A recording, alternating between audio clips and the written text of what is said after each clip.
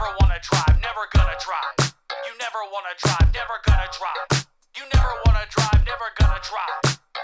Yo, from Signal Flow Studios, you are now listening to the Featured Presentation Podcast, where I interview the featured artists on my newest song. Who am I, you might ask? Well, I'm singer, songwriter, rapper, producer Zup from Cleveland, Ohio. I've been in the Cleveland music scene for what feels like forever, and my most recent album, For Me, won Scene Magazine's Best Local Album of 2023. But enough about me. It is 2024, and we are splitting things up again and doing things differently where I am the featured artist. The song is called Passengerprincess. It is produced by Steven Turner, and it is by this extremely handsome and funny man sitting across from me. Mayor What an Wertz. intro. What an intro. Hello, folks. How is everyone doing out there? You don't have to answer that. That's a rhetorical question. This is a podcast, so I understand that now. Well, thank you for being here. Of course. Thank you for having me on the song, because it's different than anything that I've done, and I love that. Because it's bad? Because it's bad. Because it's really bad. You only make good material at all times, and welcome to the dungeon at this point, my man. You're gonna be living down here in the muck for a while. I'm all about it. I'm all about it. Good. No, but thank you. It was fun. And that's it. That's it. That's the podcast, guys. That's all we wanted to say. I drove out here and set everything up, and now we're done. So cool. So for the uninitiated, let the people know, who is Mayor Wertz? Mayor Wertz is me. Hello, I'm Mayor Wertz. I am a comedy rapper. I am a entertainer. I do a lot of things. I make music. I do videos on the internet. I paint Warhammer. I do anything that I want to do on the internet, and it's normally in a comedic variety. So, how did you start doing that? Like, did you fall in love with comedy first? Did you fall in love with music first? Did you fall in love with Warhammer first? Warhammer is a very new thing for me right now in the last couple of months. But when comedy and music kind of happened, I would say music first when I was a child. What child does not like music? We've all seen those TikTok videos and Instagram videos of kids dancing to inappropriate songs that they shouldn't listen to. Correct. So like as a child, obviously music, and then as I was growing up as a teenager, comedy was really big. Anything from Comedy Central to just Nickelodeon shows and Cartoon Network or whatever. So like I always liked comedy, but then in high school I started combining the two a little bit, and because I liked music and I didn't really know too much about it, but I knew way more about a comedy, and I'm like, why not mash these two together and put out a bunch of material from there? So gotcha.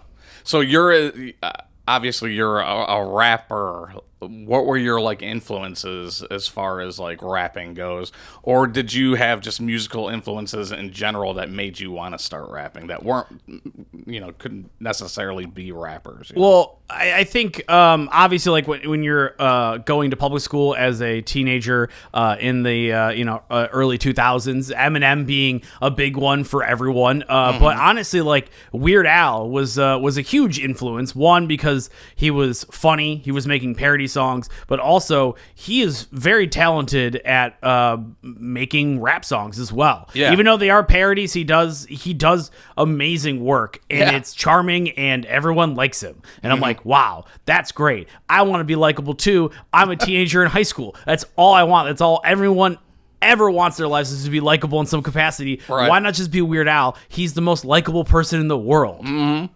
And I liked a lot of that kind of stuff. And then it kind of devolved into more of the indie hip-hop scene. So your A$AP Rock, MF Doom being one of my personal biggest influences I've ever had, Open Mike Eagle, the list goes on. It's just, there's so many places you could pull things from. Honestly, even Garth Brooks I grew up as a child with Garth Brooks. My mom showed me Limp Bizkit when I was super young. Oh, hell yeah. Almost said Purple Starfish, but the Hot Dog Flavored Water album, that was hers, and she showed it to me one day, and I'm like, this is just, it's amazing. Yeah, that Nelly, I try to grab from anything I can because I just like music in general. It's funny when you said Weird Al, because the first album I ever bought, I went to Coconuts in Macedonia. Nice. R.I.P. Coconuts, I think. Okay, yeah, I think they're gone. Yeah. Yeah. They, when COVID hit, that was it for them. No, they for sure didn't die before that. No, not at all. So, first album I ever bought was Soul for Real, Candy Rain. Wow. Second album I ever bought, which was my first rap album, was The Fugees, The Score. Okay. And my third album I ever bought was Bad Hair Day by Weird Al Yankovic. Beautiful. And then my fourth album was Running with Scissors by Weird Al Yankovic. There we go. Yeah, Two out of 4 ain't bad. And then Goldfinger Hang Ups was number 5. Okay. So you're getting all kinds of different inspiration at that point. But Weird Al, man, I was just listening to a podcast where they were talking about presidents of the United States writing Lump. Yeah. And I forget that was even a song because I always think of Weird Al's Gump version. Exactly. Yeah. Weird Al, he's a good guy.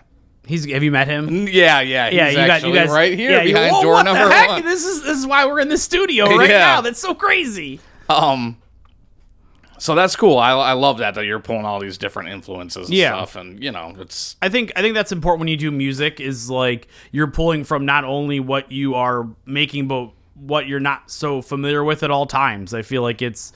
I feel like you're doing yourself a disservice when you're trying to create something to only do the one thing. If I only listen to hip hop music, I think it's going to make my music worse. I need to pull out different influences. I need to listen to pop music. I need to listen to country. I need to listen to jazz. Like, it's people who only listen to that one kind of thing. Like, you can kind of tell they only do like the one kind of style. They only do like the one kind of lane. Right. They don't try anything different because they don't know different. Even with this song, you can tell just by the beat that like you don't just listen to hip hop. You know, because this is not like a hip hop beat. It's exactly. It's great. So I was thinking about this when I was coming here.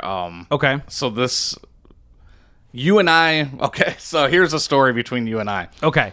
And the podcast. Podcast. We are being recorded. Shit. Never mind. Please, I mean, you can say whatever you want. It's your podcast, but if you're talking ish, you can talk ish. That's fine. No. So when I started making music again or whatever, my good buddy Petrenzo Kennedy, PK Darren, he was like telling me people. He was like, you need to check these people out since I've been off social media and stuff. And one of the people he told me to check out was you. Like, check out this guy Mayor Wertz. Like, he's killing it on Twitch and everything.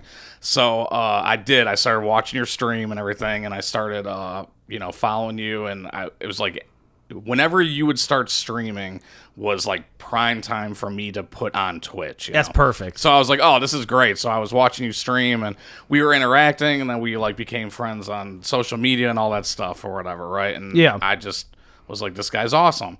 And then fast forward, you posted a picture of you from back in the day. Yeah. You know what I mean? And those then Throwback Thursdays, baby. I realized that I already fucking knew you. Yeah. From like 10 years ago. Yep. But you just look a lot different now. I do. And you go by a different name. I didn't know if you wanted me to say the old name. No, you can. I used to go by MC Cool Whip. That's right. That was very, very early on. I had switched my name because I had some issues on YouTube with copyright issues. So I did a series called Kyle Reads 50 Shades of Grey. And I did a whole series where I'm reading excerpts from this book.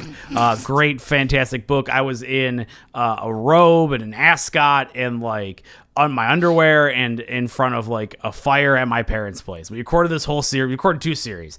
And then I started getting cease and desist takedowns from the publisher for that. So I was like, well, I was getting more into college stuff and I'm like, well, I do video stuff, and I'm like, I don't need these kind of abilities to take me down at this point. So I'm like, I need to switch up my name a little bit. But yeah, we had kind of met in passing through different people in different circles through the years. Yeah, and like, so my ex-wife used to run a concert venue, and she... At the Rock Bar. At the Rock Bar. Can I say that? Yeah. Bleep this out. I missed the Rock Bar. I do too. It was amazing. It was. It's just sitting there doing nothing. Of course. I hate it. I hate that that's what's You don't want to go down the flats and just kind of hang out with all the 20-somethings and... Yeah, you know... And drink $40 beers and all that stuff. Right. It's so much fun. It does sound like fun. Go swimming on a top of a Have roof. people on boats yell at you to coerce you on their boat and give you a bunch of substances. That's so cool. Yeah, I love going to the flats. That's really fun. Yeah. So Tiffany, when we started dating or whatever, she was telling me about the different people that were coming, and she was like, "Oh my God, there's this dude that raps. His name's MC Cool Whip. I love him. Blah blah blah." And And then, yeah, we've ran into each other and stuff like that. And I just thought it was so funny. I was like, oh my God. And you were like, you didn't know that? Like, I thought you knew that. Yeah, I thought this was like the longest bit. I'm like, when is he going to bring this up that we've actually known each other for actually a little while? Just not like officially like hung out and known each other, but like we've been in those circles. Like, right. Tiff used to book me at the Rock Bar a lot. Like, she used to put me on a bunch of rap shows. So thank you, Tiff, if you're watching. I really appreciate it. That opened my eyes to a lot. That's fine. That's what I figured as much when you said ex-wife, but I want to make sure we're hitting all the corners of your audience just in case of that hate watch once in a while. Right, so you never know. What are you gonna do? But yeah, it just cracked me up. I was like, oh my God. Then it all started making sense. I was like, oh my God. Okay. All those pieces became a puzzle, man. It's just started putting them together, started stringing it. It's a whole conspiracy out there. That's right. Yes. At this point? Yeah. Somebody is definitely, the meme, Pepe Silva meme. Exactly. Anyways, but yeah, so that brought us together here, and we've been I've been dragging my feet on this collaboration for a while. It's been a little while. Yeah, a little while. So you've been busy. The inside baseball is like, if I'm gonna do a song with somebody, I try to knock it out as fast as possible, and this took us like 7 months. This took us a very long time. All of a sudden, trying to get it done very, very quickly had a lot of obstacles. You were traveling. You stopped taking my phone calls. Yes. I was showing up to your house late at night, and you said, "Don't do that." Yes. You called the cops on me a couple of times, and we had a whole court thing. Yeah. Everything's cool now with us. The lawyers kind of did some stuff to make sure we're both on the same page now, but we finally made a song together. Yeah, that's just processes that musicians go through. Exactly. Court, restraining orders, and then next thing you know, you're in the studio together. Exactly. I'm only allowed a certain amount of time though. Like after I think it's like an hour or so, I think I have to leave the premises. Oh yeah, that's right. Oh, we should probably hurry this up. Yeah, that's probably a good idea. Yeah. Yeah, so we talked about doing the song, and you had the idea to do Passenger Princess. Yeah. Which I thought was hilarious because I know lots of people like that. So I was like, okay, I see where this is going now.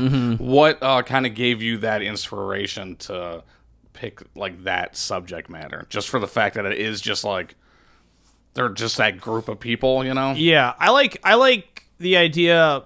So I have an improv background, a comedy background, and I think the best kind of material comes out of stuff that is like mundane, and then you heighten it and you keep heightening it. So like something is, I like starting out simple ground floor stuff. So once again, Passenger Princess. So for those who don't know, Passenger Princess is someone who is a passenger of a vehicle, and they're often, not paying attention, not helping with anything. They're being a princess about it. And I'm like, that's such an easy, mundane thing that you could do for a collaboration where it's like, it's just two people going back and forth. I always think of it, I know we did a song, but like, I think of it like a comedy scene, like a comedy sketch. Like, this is a comedy sketch. Two people are in a car and it's not going well. Let's see what happens. And I love that because I've never written like that. I like the last time I wrote a song like this where I was kind of intertwining with somebody else was like back in my high school days. You know? So when you sent me the beat, I was like in love immediately. Like Steven did such a good job on the beat. Steven does great work. He always does great work. Yeah, and he produces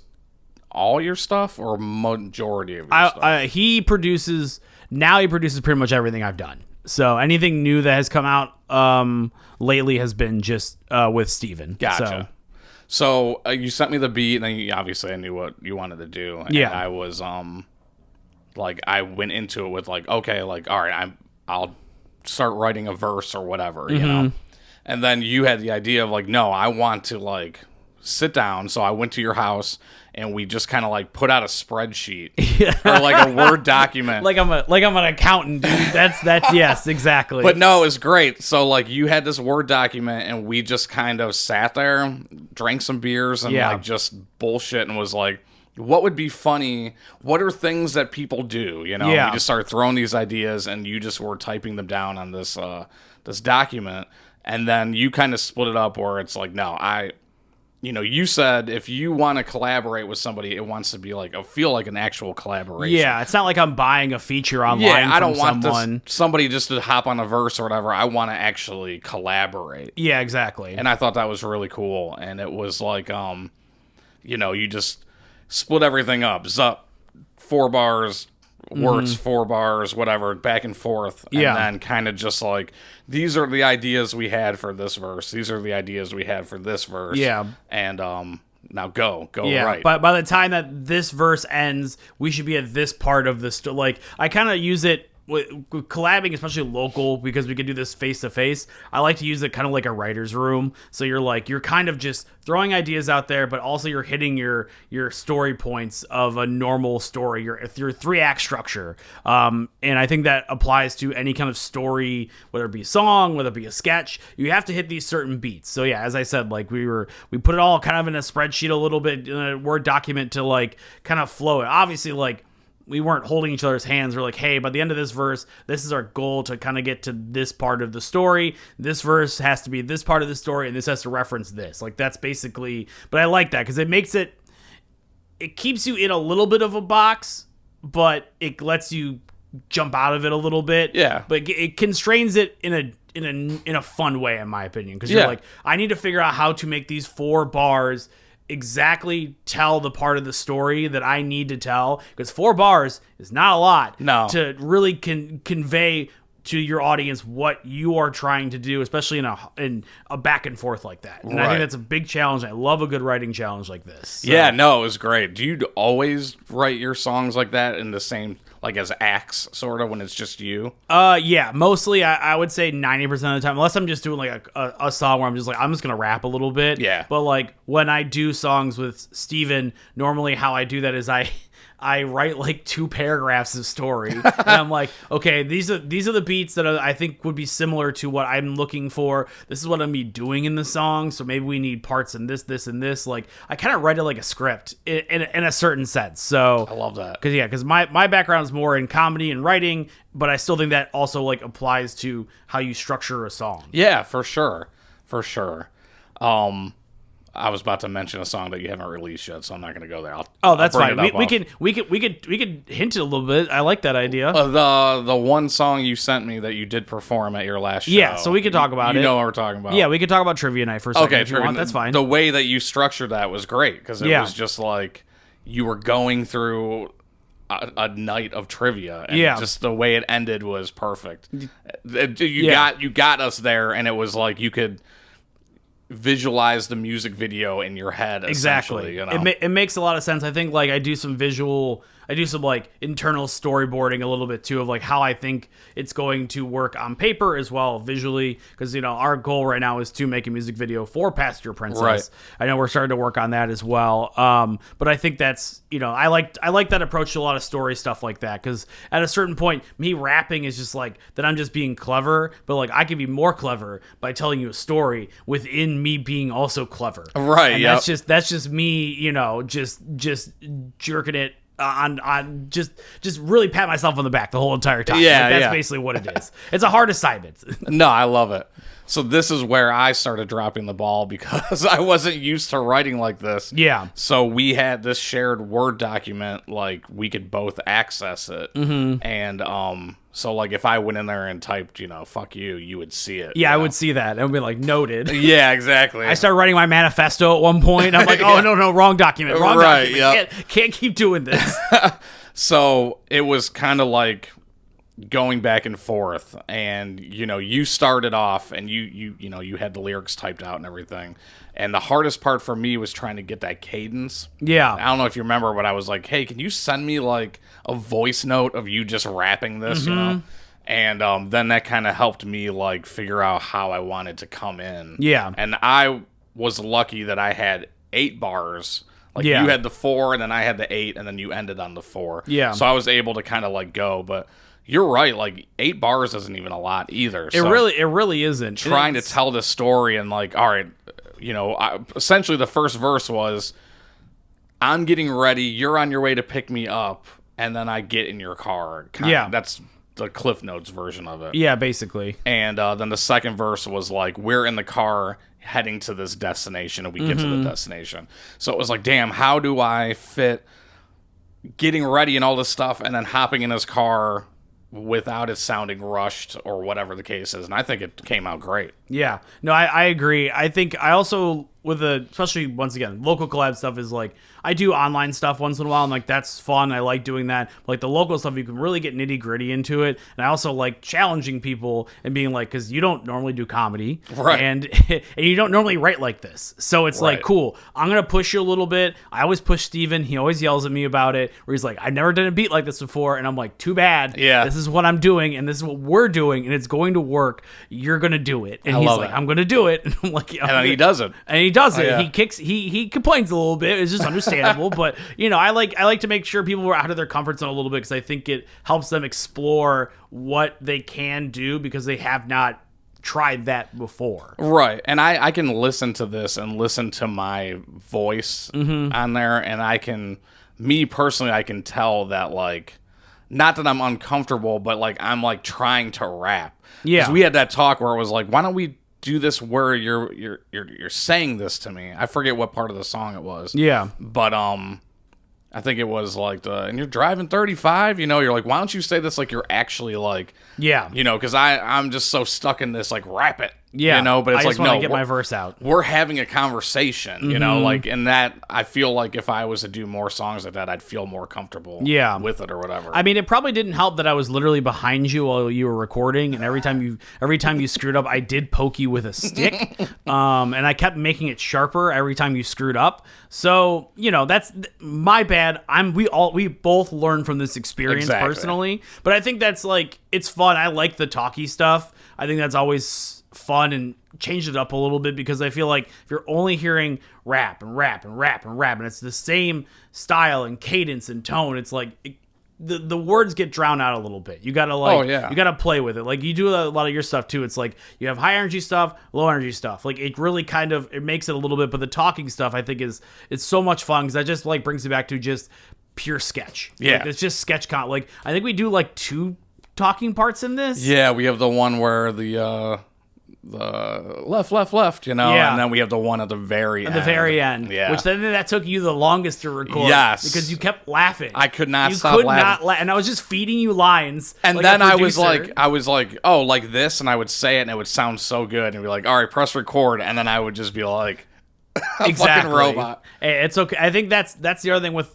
video stuff and comedy stuff, and just, I mean, recording in general. Like, you could say, like, I have this sick verse, I've been practicing it, and then you start recording it. I mean, when I was recording it with Steven, like, I take tons of takes, because I am just like screwing up left and right. I screw up constantly. I love it though, because it makes me like break down what I thought I liked into something even better. Yeah, I definitely write big. Like when I send stuff to Steven or we do a demo, like I am offbeat most of the time. Like I'm just like, I'm adding 70 extra words, because I'm like, but that word could be something you can remember from later. Like I like to piece it together as we go. So, gotcha. Yeah. But I liked messing with you a little bit. No, that was great. Getting out of your comfort zone. But yeah, you were doing a lot of these takes. I'll see if Steven still has some of the older ones, but the last part, you were definitely laughing at a lot of it. I could not do it. And when I just kept giving you different, like, you direction. had to not look at me. I could not look at it. Yeah. It's been a while since I try not to break very often. I love to laugh. I love to laugh, but when it comes to recording, I don't want to waste anyone's time. So I try not to try to get a little serious with it, but that just kept making me laugh, because you were trying so hard. You're like, I could do it better. And then like the one time you looked me in the eyes and said it, I'm like, I can't do this right now. Like, no, thank you. I just like have that complex where, like, I've been doing these band interview videos and stuff, right? Where I can stand in front of the camera and be deadpan and be like, what do you think about this? Yeah. And everything's fine. If you came out of nowhere and asked me the question, I'd fall apart. Probably, that's understandable. So it was like, as soon as I knew we started recording, I was like, fuck this up. But that's part of the fun, though. I know, but no, it was great. Getting screwed up and then kind of fixing some stuff, or like, even though you screw up, sometimes you get some kind of like nugget of knowledge out of that, and you start using that for different things. Oh yeah, I mean, I've already kind of like, after this song, I've approached writing a little bit differently in the sense of delivery and stuff. Like how I was saying, I felt like I can hear myself like rapping instead of like being natural. You know what I mean? So I stopped. Back in the day, I stopped writing stuff down. I would just like memorize it in my head because I felt like when I was reading, you could hear that I was reading it. Yeah. So I was like, if I can memorize this, then I can like put it out where it's like I'm not reading. I'm just like delivering, you know what I mean? But like my memory has gotten so bad the older I am, I'm like, I gotta write this stuff down. It's now, that's not. We're not doing early Lil Wayne work. Right, now, yeah, or so, some Jay-Z. Yeah. But no, this was great. I loved this because like I know people that listen to my music probably just think I'm just like super. If you don't know me, maybe I'm wrong. I think that people would probably assume that I'm just like, you know, this like super serious, like I'm in love, like go to therapy guy, which I am. Talk about my feelings. I talk about my feelings all the time, which I am. But I'm also like a goofy guy. Like I can never be serious about stuff. And do some goose and gaffs once in a while. Yeah, I always think about like John Mayer, right? So like when John Mayer first came out, I was like not a fan. Okay. Because at that point in my life, that music was like not what I was like about. Like I was like, who's this guy? My body's a wonderland. Yeah. And then like, why are all these chicks like this? Why don't they like my rap music? I know. Why didn't you like my 3-6 Mafia impersonation? Get some riding spinners going on there. Come on. Yeah. But I also just wasn't sure about him because he just seemed like this douche. I don't know. Yeah. Well. And then, yeah. Look at. Do you have a? I wish you had a producer at this point, but like, look it up. See if you did anything stupid. Because I don't know right now. I can't be for sure. But I saw this one video where he was at his own concert. Yeah. And he was in a bear costume and he was in the parking lot. Yeah. And he's like, I'm going to go interview people. And so nobody knew. It was just some guy in a bear costume. And he was walking up to people going, oh, who you guys here to see that John Mayer guy? Yeah. And I thought it was the funniest shit ever because I was like, oh my God, this dude has a sense of humor. Yeah. And then he was on the Chappelle show after that with white people dance when the guitar plays. I forgot he or whatever. did that. Yeah. And I was like, oh, okay. And then I started looking more into John Mayer and I was like, this makes me love him. Like, well, now I love John Mayer. Well, it's been a minute since I listened to him, but I used to love John Mayer. Okay. That made me like, that crossed me over to the loving John Mayer part. I was like, wow, like, I don't know. He seems more personal because he's not taking himself too seriously. And I think that's a great, comedy is a great bridge for something like that. Yeah. Because I think and we work with a lot of musicians and we know a lot of musicians and we see a lot of musicians online. When people take things way too seriously, all I want to do is break them down. Yeah. Because it's not, I mean, listen, if it's your job, that's what you got to do, things or whatever. But you got to understand, like, how you look online a little bit or how you look in person. Like, when you walk into a room, if you look like a douchebag, people are going to make fun of you. Yeah. It's just like, you could be serious about your craft. Even though I do goofs and gaffs, I take comedy very seriously, like a jerk. I'm a jerk about comedy. I love comedy. I'm a nerd about comedy. Yeah, because that's your thing. Because I love it. Yeah. But also, I understand that, like, I'm just some, like, nerdy kid who is making, like, comedy music. It's like, that on its surface, like, I would make fun of me all day. Are you kidding me? Like, and people should because I think that's funny. If it's funny enough, I'll take it. So. Yeah. Yeah, you got to be kind of like in on the joke. And that's why I think Limp Bizkit's having this resurgence right now. Back to the Limp Bizkit again. Yeah. Because I think they're just in on the joke, you know. They like get it now. Yeah, they get it. And when he does break stuff as his intro and outro to his tour right now. Oh, does he? Yeah, that's when you know. But he's also got like Corey Feldman and then like Riff Raff. Yeah. Which is like, speaking of the opposite of self-aware, Riff Raff has never been aware, unless we are just.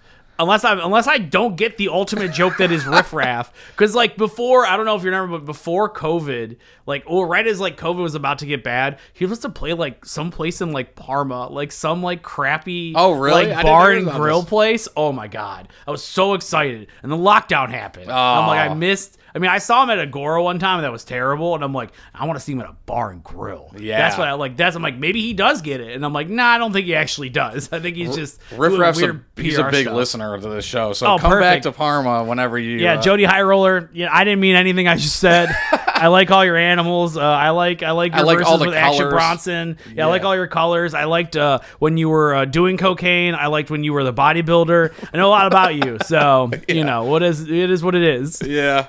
That's right. I forgot he did those Action Bronson songs too. Yeah, that was like back in like weird, like not even like weird internet like indie hip hop, like right, like out of the MTV genre, not in SoundCloud rapper, but because they're just like older dudes, and they're like, I'm not gonna do SoundCloud, but Action Bronson's incredible. Oh yeah, I love Action Bronson. I was supposed to see him the one time he was in Cleveland. I didn't.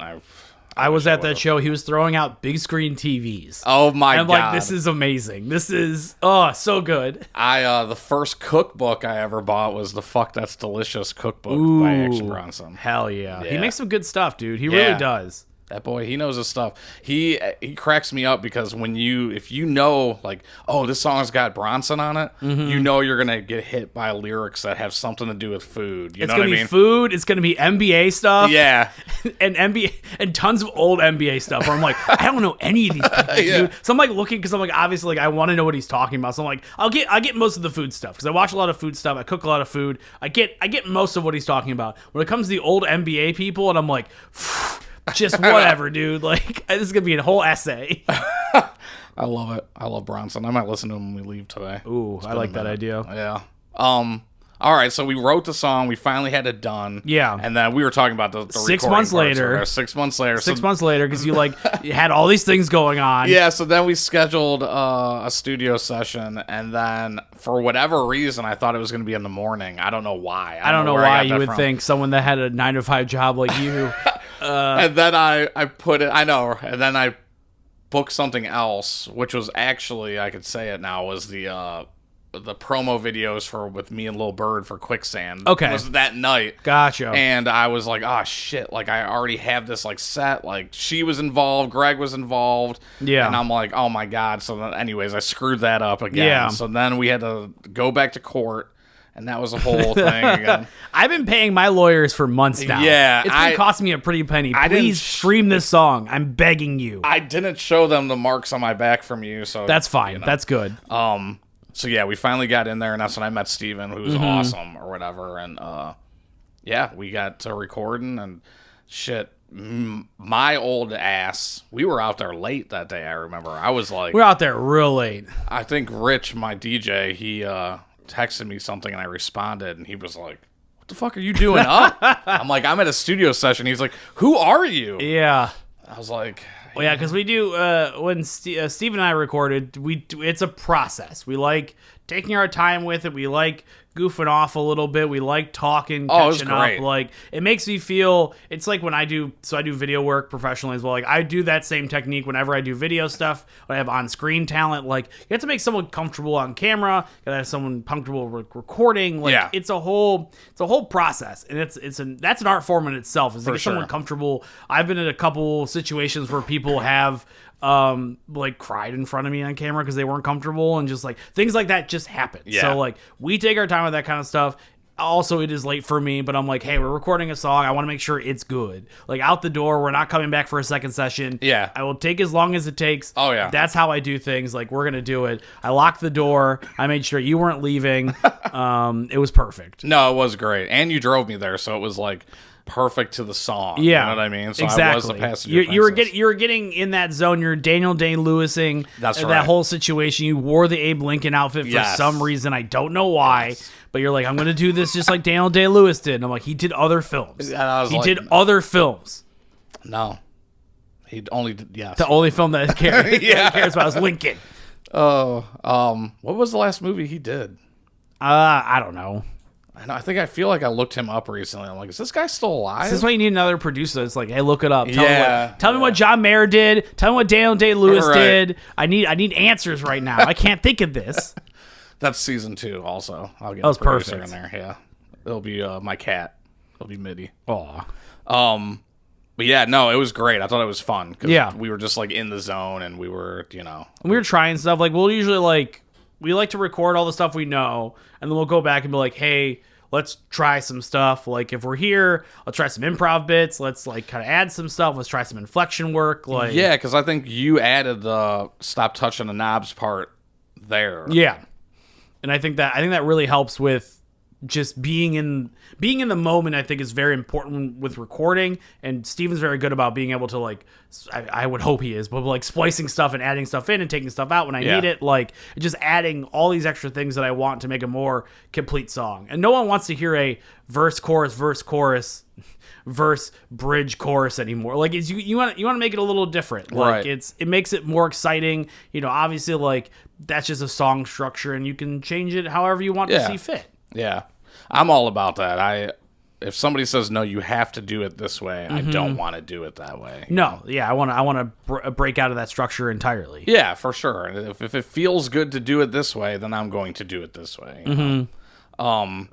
And that was the thing too I wanted to say about his beat. When I first heard that beat, I was like, I want to sing on this so bad. So I thank you for letting me sing on that, because I that's like the type of beat that I don't know, that whole melody and stuff. I'm like, I just wanted to. It worked. I knew, because you sent me a voice memo with you doing it, and I'm like, yeah, that's gonna be the chorus. Like, I wrote a separate chorus just in case as a backup, and after I did that, which was very bad, it wasn't my best work. But I'm like, this is we just need this chorus, and we can like add a little bit at the end, and like it'll be perfect. Like, I like, that's why I like the collaboration process, because it's like you never know what someone else is gonna bring to the table. Right. It can change your perspective on what you think the song is going to be and how it's going to turn out. Right, exactly. Yeah, I just looked at it as a douchey pop chorus. Yeah. Like, hey, I'm just riding around the city with my windows down, you know, whatever.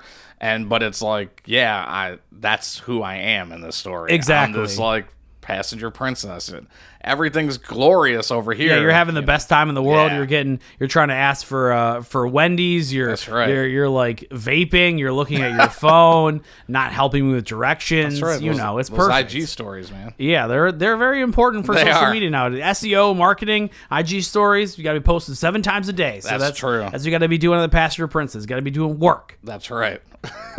Oh, I just got exhausted because that is true, though. Yeah, it's a nightmare. I can't wait. I can't wait to get to do a bunch of extra marketing material for this, because I mean, it'll be fun, but it's gonna be stupid and exhausting. So, but that's the game that we're in now. The one I posted today with the cat and the dog or whatever. Yeah. You know, sometimes I'll post the stuff and then I won't go back for like an hour or something, and then I'll go back to it and look at notifications. And, like, TikTok is weird, right? Yeah. So, like, you know, I've been posting... Are you about to do a stand-up bit? You're like, TikTok's weird, right? TikTok's really weird, These kids, right? The TikToks. So they, you know, I put the hashtags on there and stuff. Yeah. And, which is also very annoying. I mean, it's good, but it's like... I do it all on my phone. I was about to say, maybe if I did a copy-paste thing, which I guess I could still do. Either way, it's very annoying. But, so, you know, I'll post something and then I'll go back to TikTok an hour later and it will have, like, a good amount of views for me that I'm happy with, right? Yeah. And I was like, oh, wow, that's fast. 47,000. That's usually the average, I believe. Yeah, right. But then, like, today, I'm like, oh, this one's going to kill on TikTok. I put hashtag cats, hashtag dogs on there. Those are big. Cats of TikTok. Yeah, and it was, like, 2 hours later, it was, like, at, like, 32 views. I was like, what? I've, like, never get anything that low. And I'm like... This one's funny, though. I like this one. It has my dog and my cat in it. My dog and cat are What in the this heck? one. It's because you were in it. That's the problem. That's what it is. You're right. They want to see the cat. They want to see the dog. They want to see you, bud. They don't give a heck about us. I put the hashtag cat on there, and it went right to the top. The first person that saw it saw my face and swiped away. They're like, that's not a cat. Threw me all the way down to the bottom. They're like, no. We found a way to dislike this. Yeah. He's not a furry. What is he doing? Where is this suit? I talk about this a lot on here, but yeah, I hate that shit. Yeah, furries. Oh, okay. I love that shit, but I hate the... you hate the algorithm chasing. It's yeah. But it's a thing that we have to do nowadays to get anyone to look at anything at this point. And I thank you, because actually that day that we sat down to map out the song, you helped me like understand YouTube for this, because I had no clue. Yeah. You know, you're like, maybe you should do this and do that and pay attention to these things, and I'm assuming it's helping. You know what I mean? think so. I've seen some of your viewership go up in the YouTube stuff and whatnot. So. And the shorts, though, for sure. Like, you were like, the shorts are where it's at. You need to do that. So anytime I post a reel now, I make sure that's part of my, like, social media bunny hopping, you know? And, yeah, the shorts do really good on YouTube for compared to the actual videos, but that's Yeah, normal but because it's this long form stuff that's Yeah. hard to you're not going to a bunch of rainforest cafes for your video. You're just doing a podcast where two dudes are talking. So Right, yeah, it's not as exactly. exciting, but that's kind of just how this is sometimes. yeah. But hey, But anyways, I love the song. I think it came out great. I think it did too. And you're happy with it? I mean, that's all. Yeah, that I'm pretty matters. happy with Yeah. it. You'll hear from my lawyers again. Okay, good. For your performance review, but that's right. fine. It's it is what it is. Perfect. Yeah. So, are you?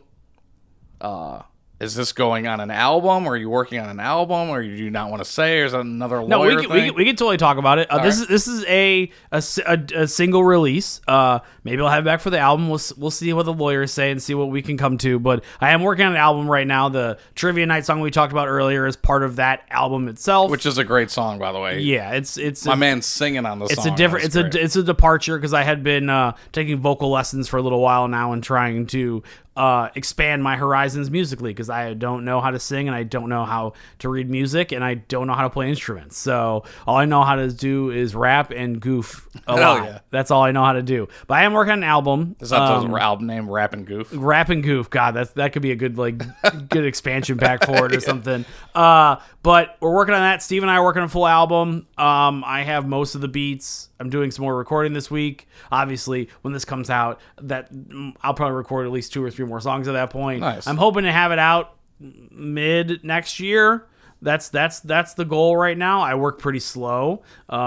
Thankfully, the one thing that you did great was extending our stay to do the writing process and whatnot. I'm like, great, because I don't like to rush anything. Yeah. So I'm like, I'm not algorithm chasing. I'm not like, I don't really do stuff like that because I don't have time and it gives me a headache. Yeah. So I'm like, I'm not trying to be like a week song now. Like I don't. Yeah.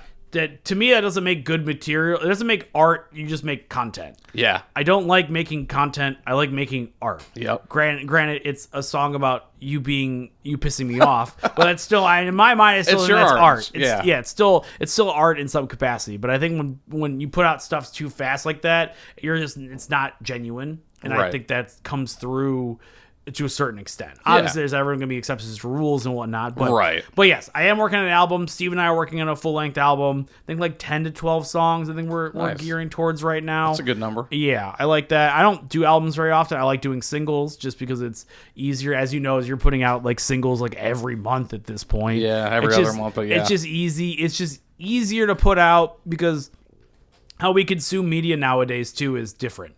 So like an album is hard.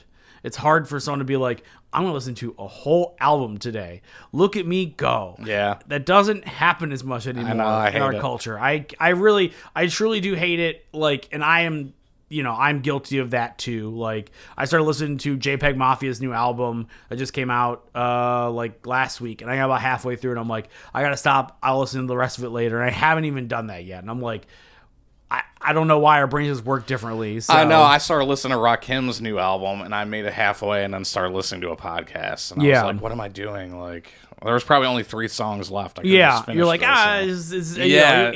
I don't remember the last time I listened to. Well, that's a lie, but it's oftentimes I'm not listening to a full album anyways. Yeah. But it's more fun to put out a full single. But I think what albums are still important. Yes. You can do a lot with albums. I think they're super fun because putting out an album, in my mind, is way more exciting than just be like, I have a single, I have a single, I have a single. Yeah. So I've done that for a little bit. We did that in COVID for a little while. I was putting out stuff like every couple months or whatever, just kind of keeping that train going, and then just kind of like took a break because of the Twitch stuff and like life stuff and whatnot, because also I wasn't feeling super inspired to make music. If I don't feel inspired, I don't want to do it. Yep. But now I have enough material where I'm like, I can start making a full album again.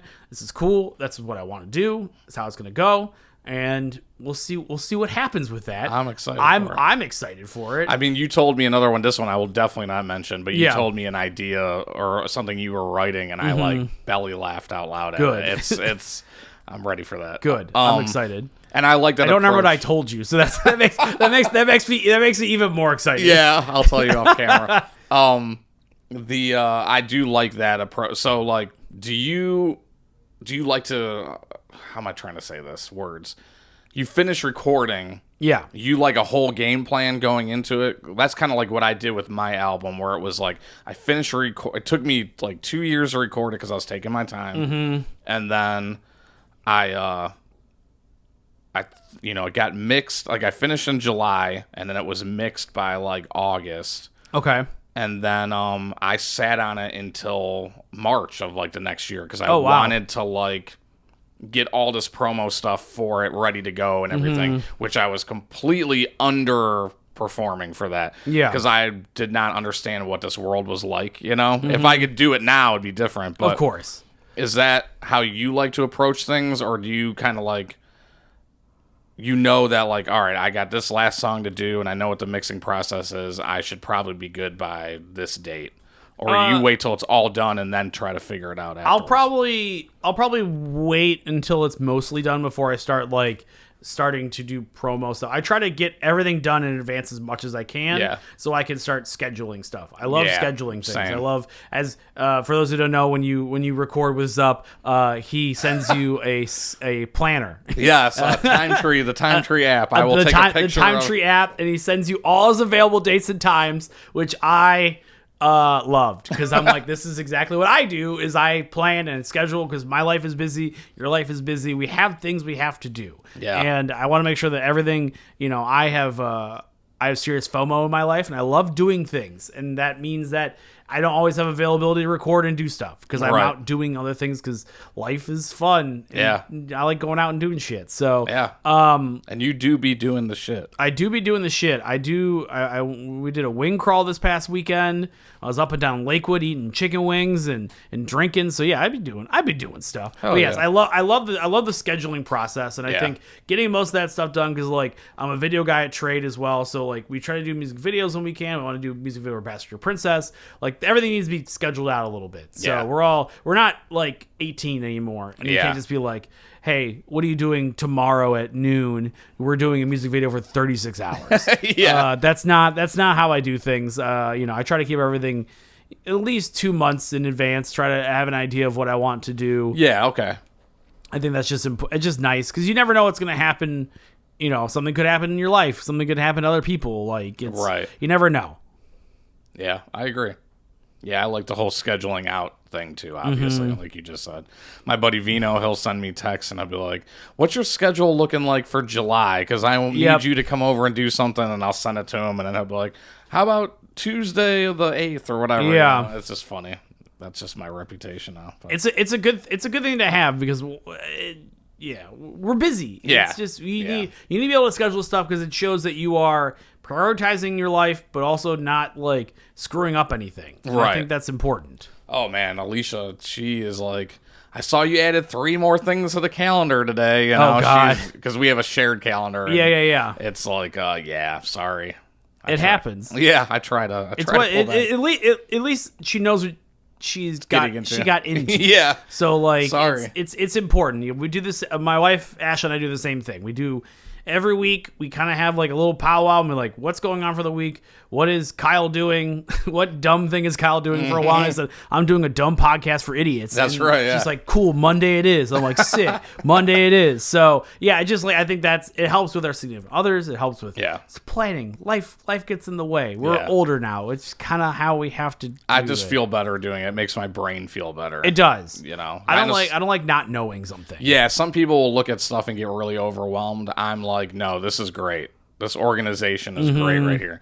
I'll wait till the day of, when I have 17 things happening, to be overwhelmed. Exactly. Yeah. That's different. Yeah, that's a whole different anxiety. Right, yeah, exactly. But at least you're going to be there having the anxiety with those 17 things. Those are all planned to have mental breakdowns at that point. Right. So it's usually my court days with you too. So listen, I'm sorry, they only do like Saturday afternoons. I don't know why. I don't know why I picked this court for Saturday afternoon. It's just what they wanted. So that's all right. My lawyer is pro bono. So you have to, you have to understand these things. Things happen.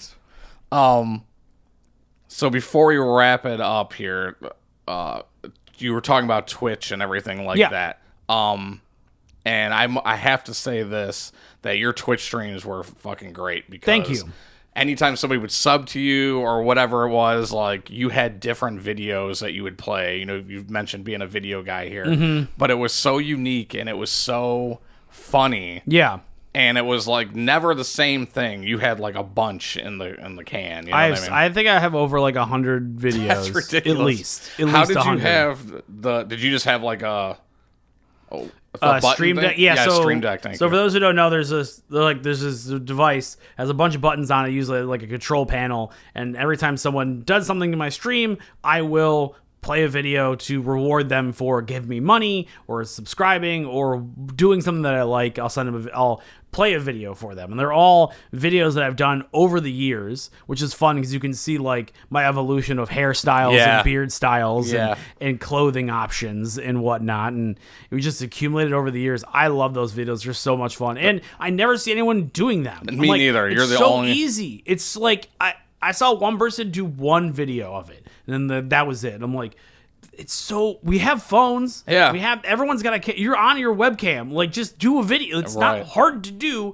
Everyone's like, oh, we love these. So funny. It's like, well, then just. You could take them. I don't care. Yeah. Like, do them. I don't know if it'll be as good as mine, but like, you could do them. You like, can still do them. Yeah. You can still do them. But yeah, I love those videos. I'm glad you like them. Oh, they were super unique, and they just made me laugh every time because it was just like. You'd be in the middle of doing something. You'd be like, oh, hold on, 5 subscribers. And you'd go to this video of you doing something ridiculous. Like, I'm trying to think of some of the ones, but like you climbing a ladder or something like that. Yeah. And then like, I don't know, you saying, this is my murder shed, whatever. Yeah. Come and join me in here. And then you just walk away. But then when it would come back to you streaming, you'd just be dead serious. All right, so we're gonna go, and then you like pull back the thing, and it was so funny every single time. I love doing those videos. I always get my buddy Louie, who does all my video work. When I have to be in front of the camera, I always use my buddy Louie. We like we're like in the metro parks filming them, like me like running through the woods and screaming and jumping around, and like people walking by and being like, "What is happening right now?" And I always had to explain, like, I'm just doing bits. It's comedy, baby. Yeah. It's fine. It's comedy. Who cares? Don't call the cops on me, please. This is public. It's public space. But it was great. I think was a good incentive too to make people want to donate more money and stuff too. They want to see the cool thing happen. Yeah, no, it was great. Did you want to at all talk about you winning the? We can if you want to. Yeah, go ahead. I love talking about me winning stuff. Yeah, it's fine. Go ahead. You could explain it better than I can. So I did a competition on the internet, and long story short, it was a 6-week process. 2 episodes a week where they just had us do random things between like cooking or doing. It was basically all live stream stuff. It was a competition. They had us do cooking, IRL stuff. We had to do presentations. We had to do a bunch of random stuff. And you didn't know what it was until that week? I didn't know what that was till that week. So we did everything Wednesdays and Thursdays. I knew about the Wednesday show after a Thursday show, and I knew about the Thursday show after the Wednesday show. Oh my God. So the Wednesday shows would be longer. They'd be more intense, things to plan.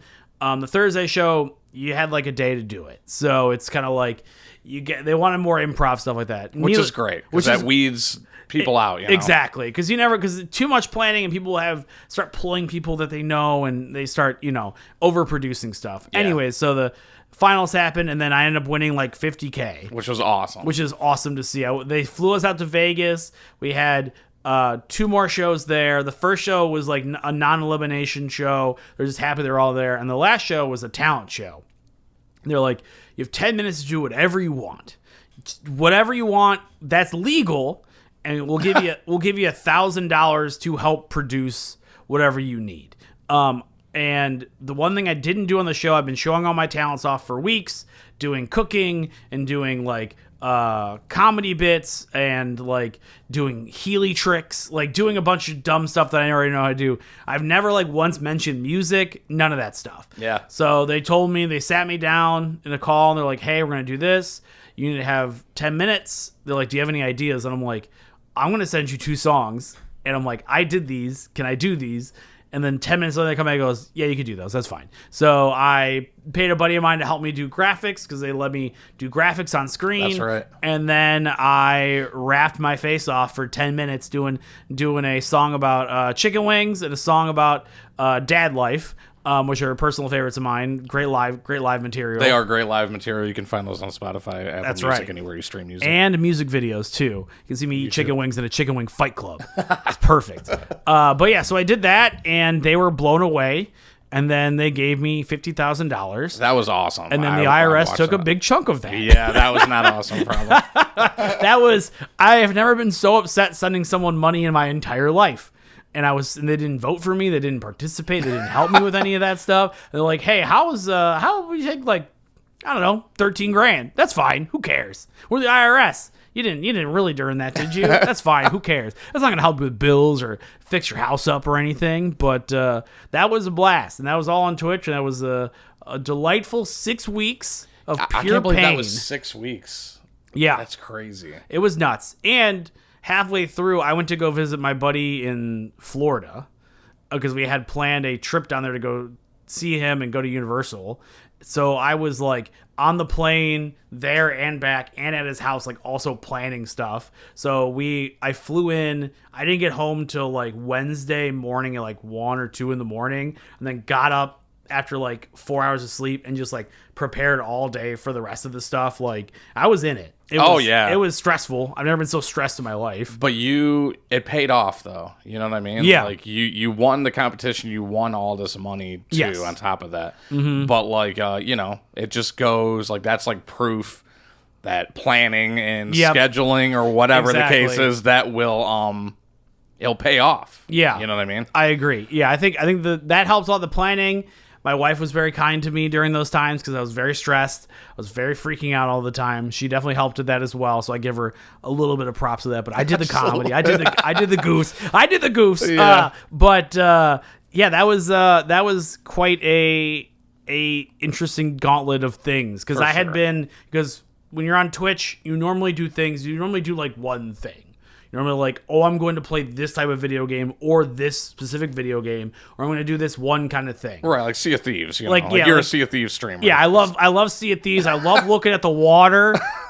I love looking at the water. Yeah. I love taking the telescope, look at the water. Yeah, water looks real. That's crazy. That's nuts. But my thing was like, I want to do everything. Like I love, obviously, like I love music. I love video games. I love cooking. Like I'm just making I'm making just a weird variety show basically. And that finally paid off because every episode there was something different. Yeah. We weren't always playing video games. We were doing a cooking competition. We were doing a weird presentation stream. I love doing, it's what that stupid saying that, the master of none or whatever. Oh, yeah. Jack of all trades, the master of none. Yep. Jack of all trades is a blast. It's okay to be good at just some stuff and then not be a master at one thing. Right. That's boring. My thing is like, yeah, I did this one thing, but like, then what else can I do? Yeah. Like I think that makes me a better creative person because I want to keep trying stuff and not being always good at things. Like learning how to sing this year was a big thing. Yeah. I'm learning Warhammer and I'm learning how to paint for the first time. And my painting is atrocious right now, but I'm having a blast. I'm colorblind, so it looks good. Okay, you're like, hell yeah. Yeah, it looks great. This all looks like black and chrome. That's why I keep liking those. I'm always the first one. But I think that is important for our growth as creative people to try things that we're, uncomfortable with. Yeah. And even though you might be good and not monetizing it. Granted, I am recording myself, like making it and stuff like that because I enjoy editing and I enjoy video. So like that's a little different for me, but I'm not like trying. My goal is for that stuff, besides the singing, obviously, because I'm doing this, but like to have fun and like just make some cool stuff. That's the most important thing. And it makes me have a good time. Am I gonna be making millions of dollars from it? I wish. That's not going to happen. Let's be honest here. But I'm having a good time, and I think that's important. It is important, and I think not even just for creative people. I feel like everybody should do that. Like get out of their comfort zone and do new things. Yeah. You know what I mean? And it makes a difference. It really opens your eyes to just how different life can be and how you can maybe surprise yourself. And, Go to a different restaurant. Try something new. Stop for getting once. chicken fingers at your restaurants. It's not. Chicken fingers are fine. Fries are fine. Go to a Thai restaurant. Go to a Himalayan restaurant. Yeah. Try something new in your life. You may not like it, but at least you know you tried it. Yep. I used to work with a guy at a dealership. His name is Eric. He won't be listening to this because I hate his guts. Because he's not Rick Raff. Because he's not Rick. Riff Raff. He's not Rick Raff. He's Rick Roll and Riff Raff. But he was my boss at this car dealership I used to work at, and he was never understood like why I went and like got sushi or like tried other foods. He's like, I just usually eat like hamburgers and hot dogs. And I'm like, that makes you a loser. And I could say that because he was a loser. And Horrible Bosses 2 was his favorite movie of all time. Oh, wow. And he was a loser, and he was a jerk, and he was mean to everyone. So I can say all these things. I'll talk shit all day about Eric. I hate Eric. But like, it's just kind of like, you got to experience life a little bit. Yeah. And I think that works for creatives and non-creatives. For like, sure. It makes you make a better person when you do things outside of what you're normally liking to do. Big amen to that. I'm sorry for our light guy, by the way, that just It's turned cool. the light It's on cool. right Yeah, on he your just face. he loves it. It's Riff Raff. Riff Raff, you have to stop doing that, please. I'm begging you. For those who are listening and not watching, the sun decided to come out in Cleveland today, and it is just blasting right off of Mayor It's been Wertz 66 all day and not sunny until right now. Until I made a really good point about being creative. Right, I mean, and then the sun shined down on me. Whether whoever is up there, I'm sure it's just American Airlines. Yeah, but regardless. Well, thank you so much again. Of course. Is there anything you want to plug or say anything else before we get the fuck out of here? Eric, I hate you. I think that don't take yourself too seriously. I think serious musicians are boring. Have a little fun. Be a little John Mayer once in a while. Be a little more John Mayer. Be a little John Mayer, unless he did something bad. Then don't be John Mayer. Because we don't know. But you could find me everywhere. Mayor Wertz, Wertz. That is my last name. You can find me pretty much everywhere. I'm doing stuff. Mayer is his first name. Mayer is my first name, my God-given first name. Yeah. Thank you, Mom and Dad, for naming me as a mayor. I really appreciate it. Sorry, I'm not probably going to be one. I have too many jokes on the internet where I'll get, they'll come up and it'll be bad. Yeah. It'll be bad opinions. So that's fine. But yeah, I'm doing music. I'm doing stuff on the internet. I don't know when I'm coming back to Twitch, but I eventually will be coming back to Twitch. I'm taking a little hiatus. Been hanging out and doing what I want to do. Living life, man. That's living what you life, making music with you, making music with friends. That's all it's all about, baby. I love it. Thank you for having me. Thanks for having me on the song. Like thanks I said for before. having me, but thank you for having you. You'll hear from my lawyer very, very shortly about what's going to happen in the next steps. All right, perfect. Okay, awesome. perfect. All right, and unless his lawyer, gets his way. Unless his lawyer gets his way. We're done here. We're done here. Thank you so much. Thank you for listening to the Featured Presentation Podcast, and I will see you on the next one. Sorry, Eric, don't sue.